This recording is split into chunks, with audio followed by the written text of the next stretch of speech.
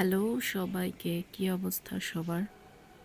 গরুর মাংস খেতে খেতে টায়ার্ড হয়ে যাওয়ার পর মাছে ভাতে বাঙালি চলে এসেছি। ভাতের সাথেই ছিল ডাল ভর্তা, ধুন্দুল তরকারি দিয়ে ট্যাংরা মাছ, সজনে শাক এবং চাপিলা মাছের ভাজা। সাথে ছিল শুকনা মরিচ আর এক টুকরো লেবু এবং পাশে ছিল শসা।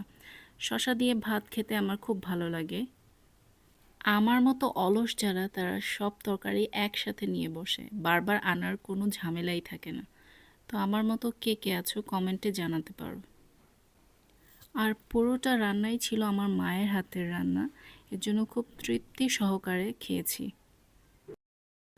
আর কার কার বাসায় এখনো গরুর মাংস চলছে কমেন্ট করে জানাতে পারো।